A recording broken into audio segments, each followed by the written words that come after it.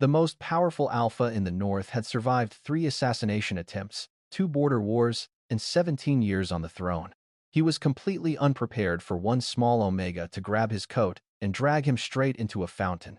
Even worse, his 7-year-old twins thought it was the most romantic thing they had ever seen. Less than 10 minutes earlier, Maren Willow had been standing peacefully on the marble rim of the Forgotten Moon fountain, arguing with a stone wolf. "If you lose the other ear," she warned the weathered statue, "I'm charging you for emotional damages." Late spring sunlight spilled through the willow branches above her, painting trembling patterns across the newly restored water. Somewhere beyond the garden walls, palace bells chimed softly. The air smelled of wet stone, pear blossoms, fresh grass, and honey cakes cooling in a distant kitchen. Maren pushed a loose brown curl from her cheek and reached higher with her restoration brush. At 29, she was accustomed to being overlooked. Most nobles saw only a quiet Omega in a faded blue work dress. Some knew the crueler nickname, whispered behind her back, Hollow Omega. Her wolf had vanished 12 years ago. Maren had learned to smile, as though the words no longer hurt. She had not learned to stop talking to statues. "You're much better company anyway." A deep male voice came from behind her. "Should I be offended?" Maren startled. Her boot slipped. A strong hand immediately caught her wrist. Warmth shot through her skin. She froze. So did the stranger holding her.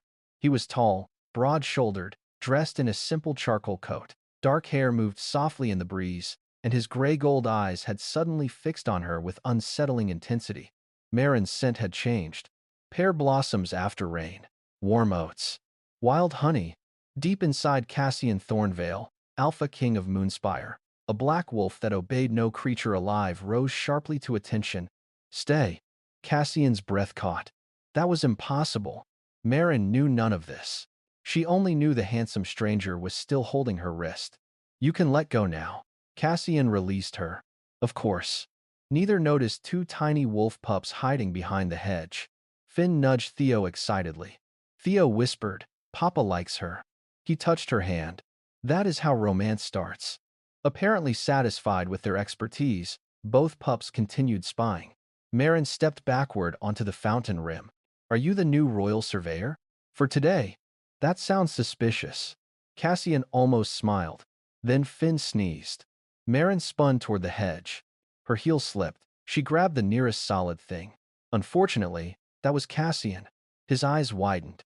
"Maren." Splash. They disappeared into the fountain together. 2 little wolves exploded from the bushes, tails wagging furiously.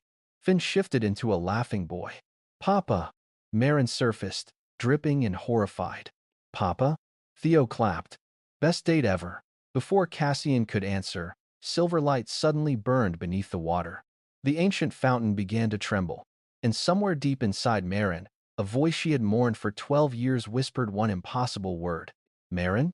For one impossible heartbeat, Maren forgot that she was sitting waist-deep in a royal fountain. She forgot the dripping man beside her, the 2 delighted boys at the edge, and even the fact that half her restoration tools were floating away like tiny wooden boats. That voice had come from inside her. "Maren?" Her breath trembled. "Lusa." The name escaped before she could stop it. Silence answered. The silver light beneath the water vanished. "No," Maren whispered. "Please." She pressed both palms against the fountain floor. "Nothing." Cassian watched her expression change. The embarrassed color disappeared from her cheeks, replaced by something far more painful. Hope. Then heartbreak. "Maren?" Claptions. She looked at him quickly. "I'm fine." Cassian had spent 17 years listening to diplomats lie. That was one of the worst lies he had ever heard. Before he could question her, Finn leaned over the fountain. "Are you going to kiss now?" Cassian slowly looked up. "No." Finn frowned. "Then, what happens after falling into water?" "Usually pneumonia," Maren murmured. Theo covered his mouth, but his shoulders shook.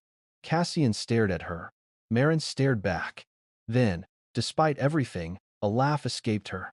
It was soft and breathless, but Cassian's wolf immediately settled beneath his ribs. "There." Cassian went still. His wolf liked her laughter. That was becoming inconvenient. Maren climbed from the fountain, her blue dress dripping across the marble. Cassian removed his charcoal coat and held it toward her. You're wetter than I am. I noticed. So keep it. You're very commanding for a surveyor. Behind them, Theo made a suspicious choking sound. Cassian gave his son a warning look. Maren accepted the coat. Cedar smoke, black tea, and winter pine surrounded her. Something warm fluttered beneath her ribs. She blamed the cold. Cassian knew better. He could still smell her beneath the fountain water pear blossom, warm oats, wild honey, and something else now. Moonlight. Impossible, his wolf murmured. Cassian glanced toward the fountain. The stone wolf's eyes were ordinary again, but he had seen them glow. So had Theo. Papa, the boy whispered, suddenly serious. The fountain knew her. Maren turned. Cassian answered too quickly. Old stone reflects light. Theo looked at the cloudless sky. Finn looked at the stone. Then, both boys looked at their father with identical expressions of disbelief. Maren almost smiled. Your children seem unconvinced, Mr. Vale. Cassian's jaw tightened. His children. So she still had not understood. Good. He needed time. Maren gathered her tools, avoiding his eyes. 12 years earlier, when she had been 17, she had awakened one winter morning and heard nothing inside herself. No sleepy complaint from Lysa. No instinct. No comforting presence.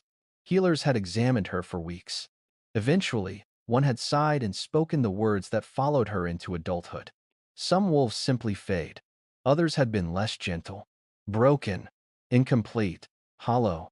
Maren had learned to live around the empty place. She had never expected it to speak again. Cassian noticed her hands shaking. Without comment, he crouched and began collecting her floating brushes. Maren blinked. You don't have to do that. I know. You'll ruin your trousers. They've survived worse. Finn brightened. Like assassination attempts? Silence fell.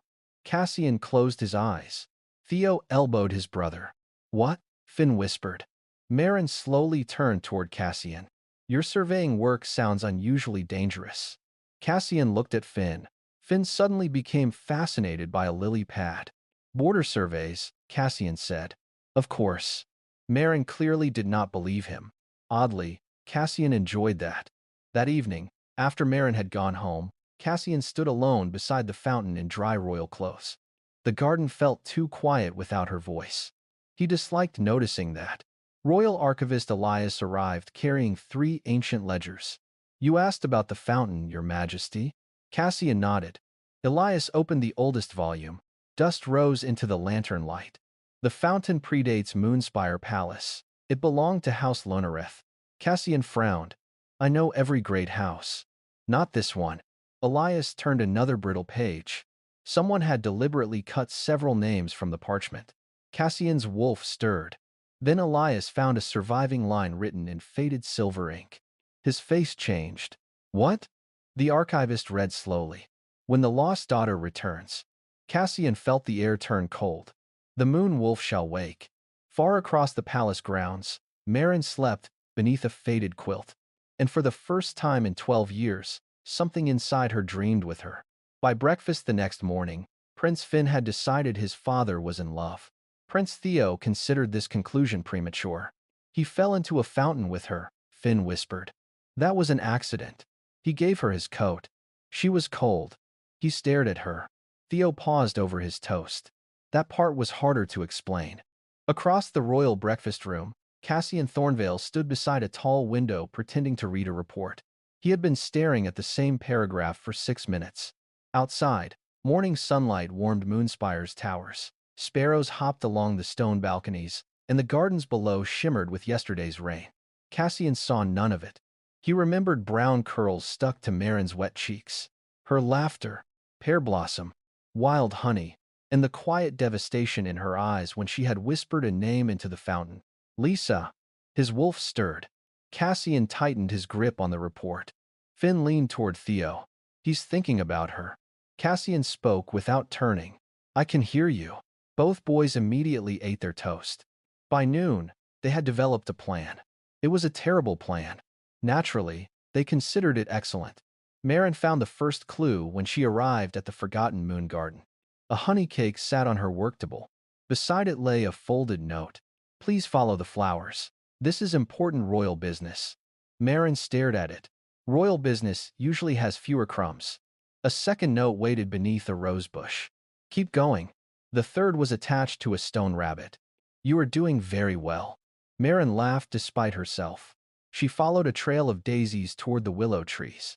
There she found Cassian. He stood beside a small picnic blanket looking deeply suspicious of everything around him.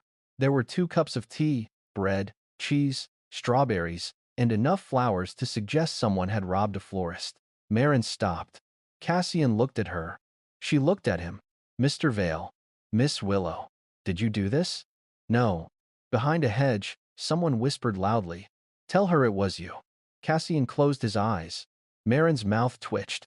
I see. Theo and Finn emerged looking innocent in a way only guilty children could manage. Finn pointed at the blanket. You should sit. Why? Because Papa never sits with pretty ladies. Theo elbowed him. What? She is pretty. Warm color touched Maren's cheeks. Cassian's wolf became unbearably pleased. Cassian cleared his throat. Apparently, my sons have confused royal diplomacy with kidnapping. We didn't kidnap her, Theo protested. She followed the flowers. Very reassuring, Maren said. She sat anyway. Something softened in Cassian's expression.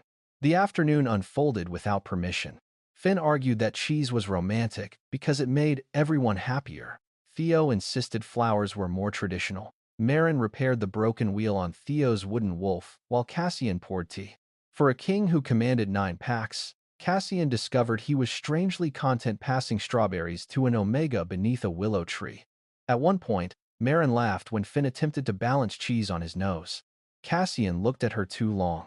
She caught him. What? Nothing. That was definitely something. Cassian looked away. Maren smiled into her tea. Later, Finn fell asleep in wolf form against her hip. Theo lasted another 10 minutes before shifting into a silver-gray pup and curling beside his brother. Maren became very still. They trust you, Cassian said. Her fingers gently stroked Finn's soft ear. They're easy to trust back. Cassian watched her touch his children with a tenderness that asked for nothing. His chest tightened. Maren looked toward the fountain. I used to sleep like that. With your brother? With my wolf. Cassian said nothing. Her smile faded. Her name was Lysa. The garden seemed quieter. She disappeared when I was 17. Cassian's gaze sharpened. The healers said some wolves simply fade. His own wolf surged so violently that Cassian nearly shifted. No. Cassian froze. Maren continued softly. I suppose mine died. No. His wolf repeated. Then, with absolute certainty, she is still there. Cassian stared at Maren. At that exact moment, beneath her collar, the crescent-shaped mark behind her shoulder began to glow silver. Cassian spent the following morning surrounded by people who wanted him to marry someone else. He disliked all of them for reasons that were probably unfair. The royal council chamber rose high above Moonspire Palace, its arched windows filled with pale summer light. Cedar burned in the bronze hearths, mixing with parchment, polished wood, and the faint scent of roses drifting from the gardens below. Lady Seraphine Voss sat 3 seats from Cassian. Beautiful, educated, noble, entirely suitable. That seemed to irritate his wolf even more.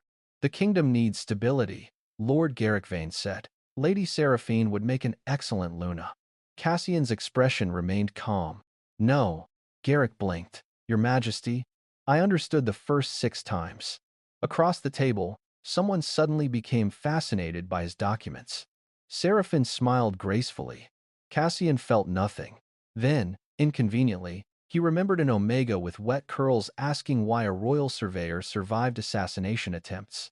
Pear blossom seemed to exist in his memory. His wolf lifted its head. Cassian nearly sighed. This was becoming ridiculous. That afternoon, he found himself wondering whether Maren had eaten lunch.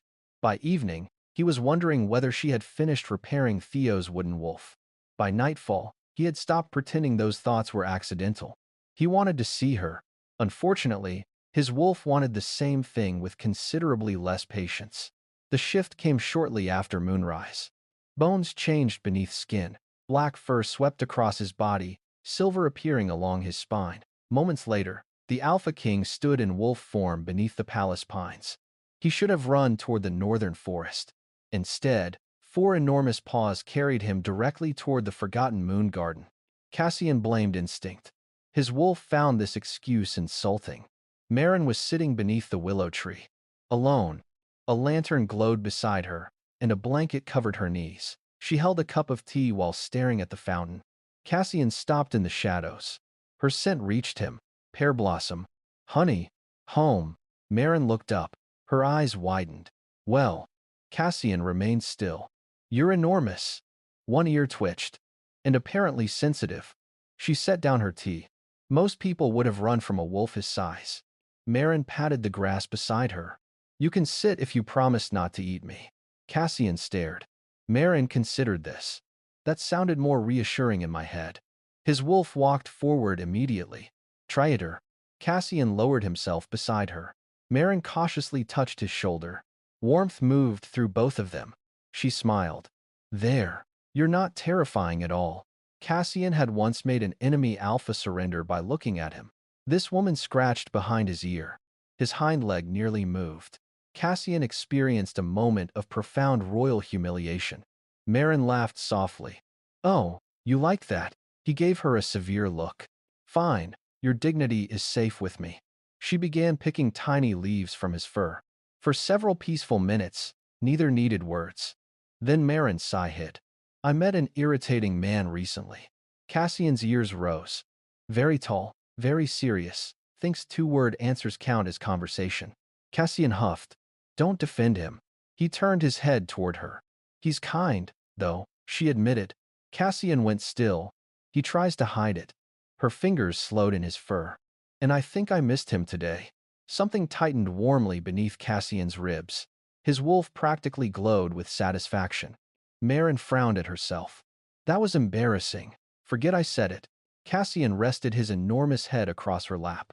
She stared down at him. You're heavy. He closed his eyes. And rude. His tail thumped once. Maren smiled.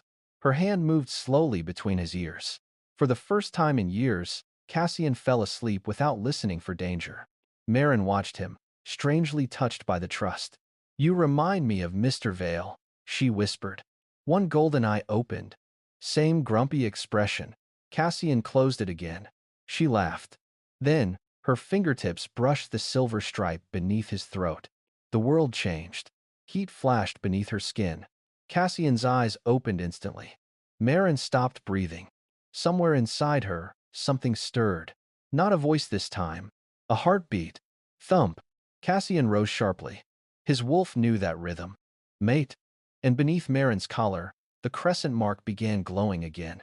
By the following morning, Maren had convinced herself that nothing unusual had happened beneath the willow tree. The glowing mark had been moonlight. The strange heartbeat had been nerves. And missing Mr. Vale after one day was certainly not romantic. It was probably dehydration. Maren drank 2 cups of water just to be safe. Unfortunately, the forgotten moon fountain refused to cooperate with her denial. The moment she entered the garden, water began flowing from the mouths of 12 stone wolves. Maren stopped. Yesterday, only 4 had worked. Well, she murmured, someone is showing off. The fountain answered with a soft silver shimmer. Maren narrowed her eyes. Don't start. Behind her, Finn whispered, she argues with the fountain too. Theo nodded seriously. Papa likes difficult women. Maren turned. Both princes froze beside a rosebush. You know I can see you. Finn slowly stepped out. He carried 3 biscuits. One is for you. How generous. The other 2 are also for you if you share. Theo sighed. Maren laughed and crouched to hug them. Across the garden, Cassian had just arrived. He stopped walking. Seeing Maren with his sons did something dangerous to his chest. Then a young palace gardener approached her, carrying fresh pear blossoms. For your worktable, Miss Willow. Maren smiled. They're beautiful. Thank you. Cassian's wolf immediately disliked the gardener. Cassian considered this unreasonable. The gardener smiled again. His wolf reconsidered murder. Papa, Finn said brightly, your face looks angry. It does not. Theo glanced between Cassian and the gardener. Oh. Cassian looked down. Oh, what? Theo wisely said nothing. Maren noticed him and smiled. That smile erased most of Cassian's irritation. Most. Mr. Vale. Miss Willow. Her eyes moved over him. You disappeared yesterday. Cassian's chest warmed. You noticed? Maren suddenly became interested in her restoration brush. I notice unfinished work. Of course. He almost smiled. She knew he was teasing her. She liked it more than she should have. Together, they examined the fountain. Near its base, Maren discovered carvings hidden beneath moss. A female wolf standing beneath a crescent moon, surrounded by 9 kneeling wolves. Her fingers traced the worn stone. A strange sadness moved through her. I've seen this before. Cassian crouched beside her. Where? I don't know. Her hand rose unconsciously toward her shoulder. That afternoon, Theo found something stranger. The boys had been helping Maren clean an old storage cabinet, which mostly meant Theo organized brushes while Finn wore an empty bucket as a helmet. Then Finn bumped a loose board. A small wooden box fell out. Inside lay a silver pendant. Maren stopped breathing. My mother's. She had believed it lost years ago. The pendant was shaped like a crescent surrounding a tiny wolf. Cassian's expression changed. It matched the symbol in the archive. That night, they returned to the fountain with lanterns. Rain had begun softly, tapping against willow leaves. The garden smelled of wet earth, moss, cedar, and Maren's warm honey scent. Cassian stood close enough that their shoulders occasionally touched. Neither moved away. Theo held the pendant near the fountain's central stone. Here, a narrow hollow had been carved beneath the wolf statue. Exactly the same shape. Maren swallowed. Should we? Finn nodded enthusiastically. Cassian gave him a look. You are 7. I can still have opinions. Maren laughed softly. Then she placed the pendant into the hollow. Click. The fountain went silent. Stone groaned beneath their feet. A hidden section of the fountain slowly opened, revealing narrow steps descending underground. Cold silver light rose from below. Cassian immediately stepped in front of Maren. She looked at him. You always do that. Do what? Stand between me and anything dangerous. His gaze softened. I hadn't noticed. Maren had. She noticed far too much about him lately. They descended together. At the bottom waited a forgotten chamber covered in ancient carvings. Then, Maren lifted her lantern. Her hand began to shake. A painted woman stared back from the wall.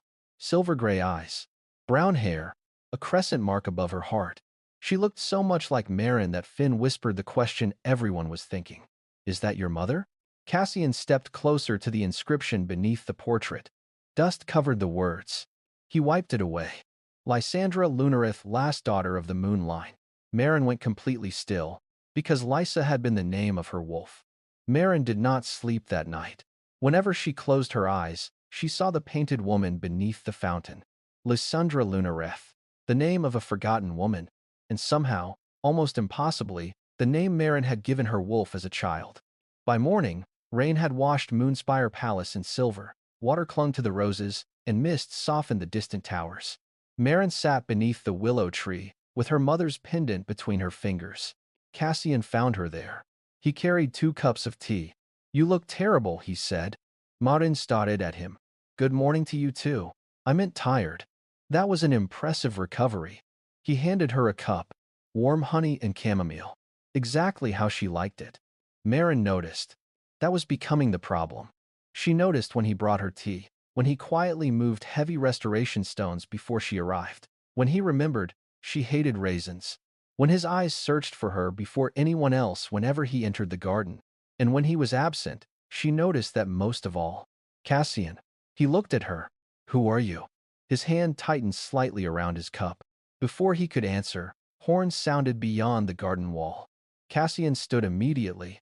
The softness vanished from him. Maren had never seen that change before. Royal guards entered through the eastern gate. Behind them came Lord Garrick Vane and Lady Seraphine Voss. Seraphine wore pale silver, beautiful enough to belong in a portrait. Her eyes moved from Cassian to Maren, then lingered on the pendant. Something cold entered her expression. There, Garrick said. The moonstone disturbance originated here. Maren rose. What disturbance? 4 guards moved toward her. Cassian stepped between them. The air changed. Stop. One word. Every guard froze. Maren stared at his back. She had heard alpha commands before. Nothing had ever felt like that. Cassian's voice seemed to enter the stone itself. Garrick lowered his head. Your Majesty, we received reports that Maren's world went silent. Your Majesty. She looked at Cassian. No. One by one, the guards dropped to a knee.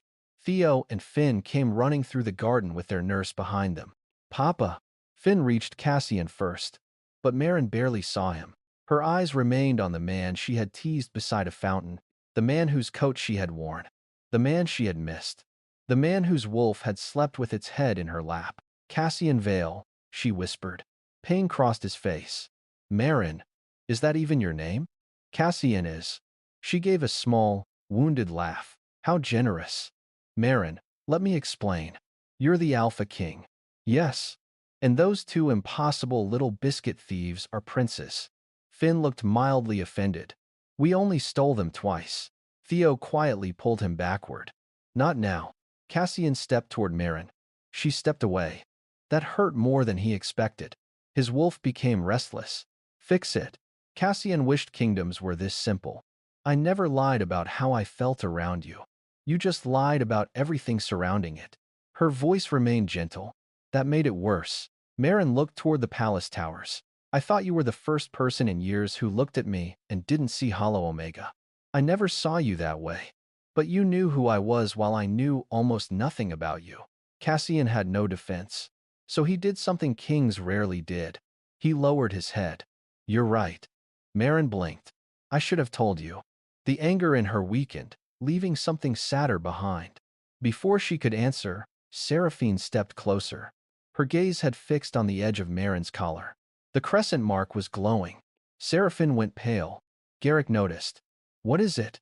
Seraphine did not answer immediately. Instead, she looked at Maren as though a ghost had stepped out of history. Then her voice dropped to a whisper. That woman is not an ordinary Omega.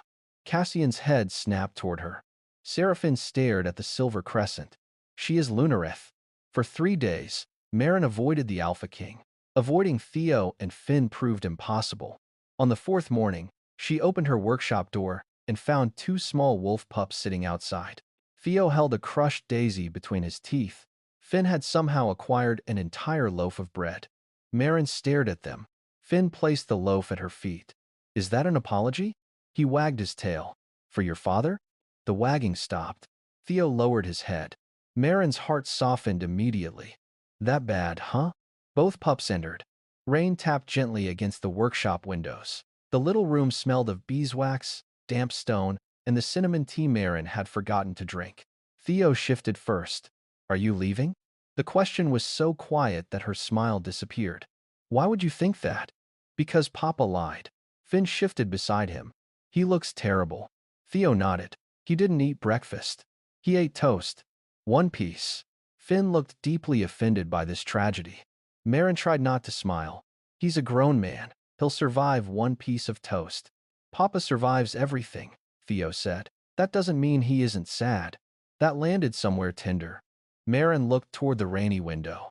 She missed Cassian, not the king, the irritating man who brought her tea, the black wolf who had fallen asleep in her lap, the father who watched his sons as though they were the only 2 stars in his sky. I'm angry with him, she admitted. Finn leaned against her arm. You can be angry here. Maren wrapped an arm around him. That is surprisingly wise. I'm 7. Ancient, then. He smiled. A sudden bell shattered the warmth. Once. Twice. 3 times.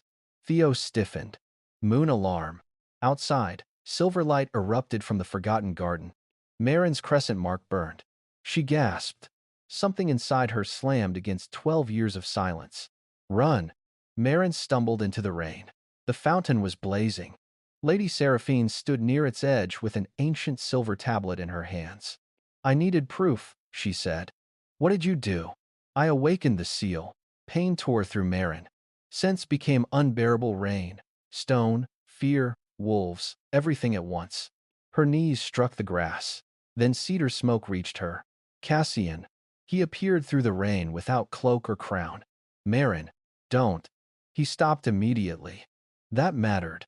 His wolf demanded that he take her, protect her, command everyone away. Cassian did none of those things. He lowered himself onto the wet grass several feet from her. I won't touch you. Maren shook violently. I can't control it. You don't have to control everything. A broken laugh escaped her. That sounds strange coming from a king. His mouth almost smiled. There you are. Her eyes filled. Cassian, I'm scared. The confession nearly broke him. His voice softened. I know. The moonstone pulsed. Maren cried out. Cassian's eyes flashed gold. Listen to me. Not as your king. She looked at him. Come back because you choose to, not because I order you. Something inside Maren went still. Then she heard breathing. Soft. Familiar. You took your time, Maren thought. A warm voice answered. I was locked away. Lusa. The world exploded into silver. Maren shifted. Where the trembling Omega had knelt stood a magnificent silver-gray wolf, moonlight shimmering through her coat. A white crescent marked the fur above her heart. Everyone froze. Cassian stared. His wolf surged forward, not with dominance, but recognition. Cassian shifted. The enormous black wolf approached slowly. Maren's silver wolf watched him. He stopped before her. Then, the Alpha King of 9 packs lowered his head. Not submission. Respect. Choice. Theo whispered. Papa bowed. Finn's eyes widened. He really likes her. Despite everything, Theo snorted. Then, an elderly royal historian arrived at the garden entrance. He saw Maren's wolf. The color drained from his face. He dropped to one knee in the rain. Moon Luna. And all around the forgotten garden, the ancient stone wolves began to howl. By sunrise, everyone in Moonspire knew the hollow Omega had become a wolf. By breakfast, the story had grown considerably. One kitchen maid claimed Maren's wolf had been 10 feet tall. A footman insisted the fountain had bowed to her. Finn personally preferred the version where Maren had summoned lightning. You did not summon lightning, Theo reminded him. You weren't watching the sky the whole time. Maren nearly laughed. Nearly. She sat beside the workshop window wrapped in a wool blanket, watching rain slide down the glass. Lysa rested quietly inside her, now not gone, not imagined. Alive. After 12 years of emptiness, even her wolf's sleepy irritation felt precious. A knock came. Cassian entered carrying breakfast. Maren raised an eyebrow. Does the Alpha King normally deliver porridge? No. Good. I was worried the kingdom had unusual priorities. His mouth softened. He placed the tray down, then stepped back. He had done that since the garden. Never touching without permission. Never using the mate bond growing quietly between them. Maren noticed that too. She noticed everything about him. Unfortunately, you should eat, he said. You sound like Theo. He gets it from me. I assumed he got the bossiness from somewhere. Cassian almost smiled. For a moment, they were simply Maren and Cassian again. Then bells rang from the western tower. The warmth vanished. The council? She asked. Yes. Cassian's jaw tightened. They want you examined before the 9-pack representatives arrive. Examined. They used a longer word. How thoughtful. His eyes darkened. I won't allow them to hurt you. Maren looked at him. There it was again. Not a dramatic promise. Just certainty. It frightened her less than it should have. Hours later, the royal council gathered beneath cold white chandeliers. The historian placed several recovered documents across the table. House Lunareth was not destroyed by disease, as official records claim. Silence followed. They were hunted. Maren's fingers tightened around her mother's pendant. The historian continued. Lysandra Lunareth escaped with an infant daughter. Before disappearing, she used a moon seal to suppress the child's wolf, scent, and bloodline. Maren stopped breathing. My mother. Yes. Everything she had hated about herself shifted beneath her feet. Her weakness had never been weakness. Her mother had hidden her to keep her alive. Cassian sent cedar smoke and winter pine deepened beside her. He did not touch her. His hands simply rested on the table, close enough that she could choose. After a moment, Maren placed her fingers against his. Cassian went very still. So did his wolf. Neither man nor beast dared ruin it. Lord Garrick broke the silence. Which makes her dangerous? Cassian's eyes lifted. Choose your next words carefully. Garrick swallowed. The old laws give House Lunareth authority independent of the crown. Until her identity is verified, she should be separated from the princes. Maren's hand went cold. No. Finn's voice came from the doorway. Everyone turned. The twins stood there. Finn's face had crumpled. Theo looked furious. You can't take her away. Maren crossed the room before anyone stopped her. She knelt. I'm not leaving Moonspire. But we can't see you, Finn whispered. Only for a little while. That is leaving with extra words. Maren's heart broke. She hugged both boys. Over their shoulders, she saw Cassian turn away for 1 second, his jaw tight. That evening, Maren returned to her workshop alone. Something waited outside her door. The old picnic sign, Papa's date, do not disturb. Beside it sat 2 slightly crushed honey cakes. Maren covered her mouth. Then, she noticed something beneath the sign. A torn piece of ancient parchment. She unfolded it. One name appeared beside the order that had erased House Lunareth from royal history. Garrick Vane. Footsteps sounded behind her. Royal guards entered the corridor. Their captain lowered his eyes. Maren Willow, by order of the council, you are summoned before the royal tribunal. Lysa rose inside her. For 12 years, Maren had believed she possessed no wolf. Now her wolf gave a quiet growl. Let them try to make us bow. By noon, the royal hall was filled with wolves who had once passed Maren Willow without learning her name. Now every eye followed her. Pack leaders stood beneath towering silver banners. Noble families filled the galleries. Rain whispered against the stained glass windows, while hundreds of candles cast warm gold across the polished floor. Maren walked between 2 royal guards. She wore no jewels, no nobly colors, only the simple blue dress she had worn to restore the forgotten moon fountain. Her mother's pendant rested against her heart. Lysa moved quietly inside her. Head up, Maren almost smiled. I know. At the far end of the hall, Cassian sat upon Moonspire's throne. His expression revealed nothing, but Maren knew him now. She noticed the tension in his shoulders, the way his fingers rested too still against the throne, and the cedar and winterpine scent sharpening around him. He was furious. Lord Garrick stepped forward. Maren Willow stands accused of concealing forbidden blood, awakening restricted moonstone magic, and influencing the Alpha King through ancient scent manipulation. Maren blinked. That is impressive. Garrick frowned. What? I barely managed to influence 2 7-year-olds into washing their hands before dinner. A few people coughed to hide their laughter. Cassian's mouth twitched. Wrong time. Definitely wrong time. Still, he loved her for it. Garrick's face hardened. Kneel before the council. Maren looked down at the floor. For 12 years, people had called her hollow, incomplete, broken. She had made herself smaller so others would feel comfortable standing above her. She was tired of it. No. A murmur moved through the hall. Garrick stared. I said kneel. And I heard you. Cassian's wolf became unbearably proud. Garrick turned toward the throne. Your Majesty, surely you will command your Omega to obey. The words changed something in Cassian's face. Your Omega. As though Maren were property. As though the bond between them gave him ownership. Cassian rose. No. The hall became silent. Garrick swallowed. Cassian descended the throne steps. She is not mine to command. Maren's heart stumbled. She stands because she chooses to stand. He stopped beside her. Not in front of her. Beside her. Then 2 small voices came from the gallery. Wait! Theo and Finn escaped their nurse and raced across the hall. Finn reached Maren first and wrapped both arms around her waist. Theo planted himself at her other side. Garrick looked horrified. Remove the princes. Cassian slowly turned. Tree. Nobody moved. Finn looked up at Maren. Are we in trouble? Almost certainly. Good. Theo hid. Maren touched his hair. For one strange, tender moment, the terrifying royal tribunal looked remarkably like 4 people who had accidentally gathered around a picnic blanket. Then Garrick lifted the torn parchment. This proves nothing. House Lunareth disappeared generations ago. Maren reached into her pocket. I found another piece. Garrick's face changed. She unfolded the fragment, found beneath the twins' old picnic sign. Cassian took it. His eyes darkened. The document bore the Vane family seal, an order to erase Lunareth births, lands, and surviving descendants from royal records, signed by Garrick's grandfather.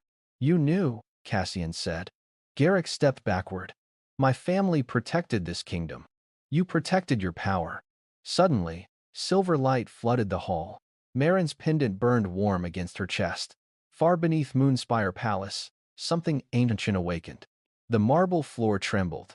Silver lines spread from beneath Maren's feet, racing through the royal hall like moonlight over water. Gasps rose everywhere. A forgotten crest appeared beneath her. A crescent moon. A silver wolf. 9 stars. The elderly historian dropped to his knees. The original seal of House Lunareth. One by one, the 9 pack leaders bowed. Maren stood frozen. Yesterday, these people had questioned whether she belonged in the palace. Now they bowed to her blood. Cassian looked at her. Not at the crest. Not at the power. At Maren. Garrick's voice shook. She is dangerous. Cassian stepped forward at last, placing himself between Garrick and the woman he loved. His eyes burned gold. You called her hollow because you feared what was inside her. The room went utterly still. Cassian's voice lowered. If you intend to remove Maren Willow from this kingdom, and his wolf rose beneath every word, then stand against your king first. Behind him, Finn whispered to Theo, I think Papa finally learned romance. Theo nodded. Only took him 38 years. Maren laughed through the tears gathering in her eyes. And Cassian, hearing that beloved sound behind him, finally smiled before the entire kingdom. 3 months later, the forgotten moon garden was forgotten no longer. Children raced beneath the willow trees. Elderly wolves rested on stone benches beneath the afternoon sun. Omegas, betas, and alphas wandered the same paths nobles had once kept for themselves.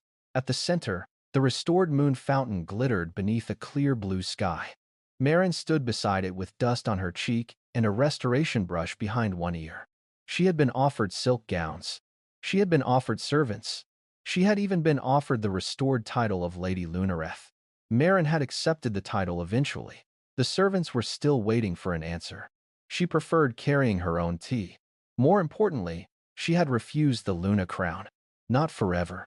Just until it became her choice. Cassian had understood. That evening, he found her beneath the willow tree. No guards. No crown. Only Cassian. He carried 2 cups of tea. Maren smiled. You're getting predictable. You like predictable. I like honey in my tea. I remembered. You always remember. Something quiet passed between them. That was Cassian's way of loving her. He remembered which flowers made her sneeze, which pastry she secretly saved for last, how she rubbed her thumb against her palm when nervous. And whenever court duties kept him away too long, Maren had discovered something equally inconvenient.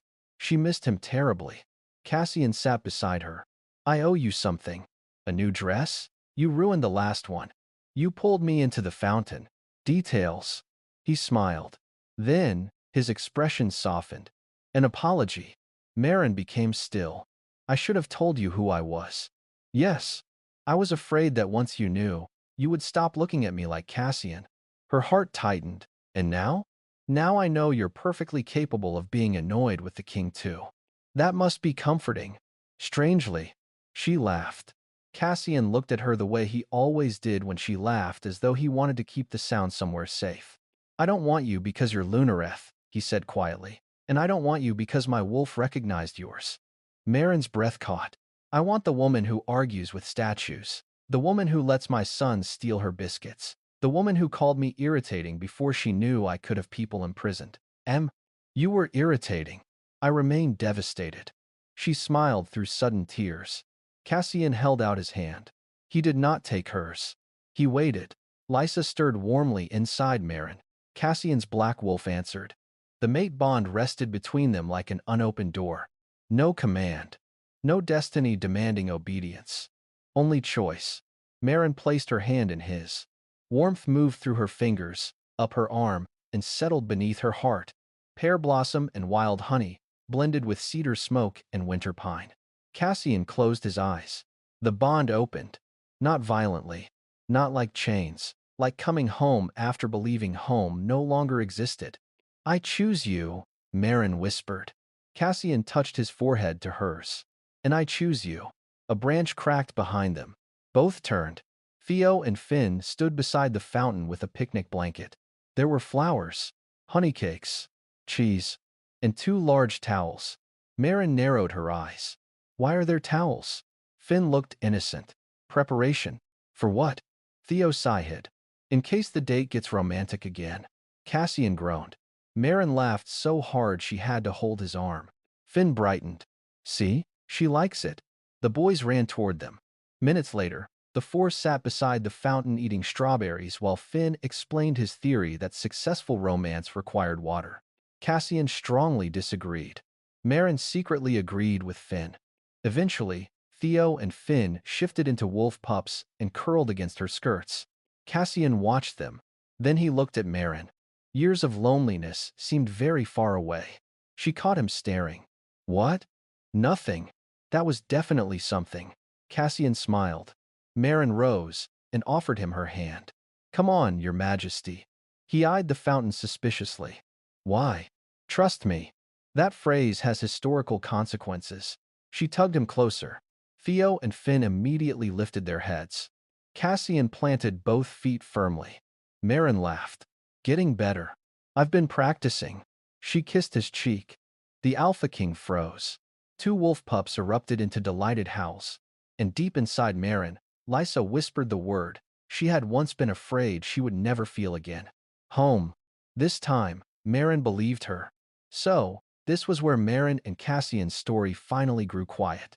And if you were still there, after the fountain, the terrible little matchmaking plans, the secrets, and all those stolen glances, thank you for staying. Maren had spent 12 years being misunderstood. She had been called hollow because people could not see what was hidden inside her. Then came another wound, discovering that the man she trusted had hidden the truth from her. She was hurt, but she did not beg for explanations or abandon her dignity just to keep someone close. She stepped away, listened to herself, and learned to choose herself again before choosing love. Maybe that was worth carrying with us tonight. We could not control who misunderstood us, disappointed us, or decided our value too quickly. But we could control what we accepted, how we responded, and whether pain made us forget our own dignity. And real love should never require that. If this story stayed with you, leave just one word in the comments. Dignity. And if Wolf's Secret felt a little like home, you are always welcome to like, share, and subscribe. Dedict logo.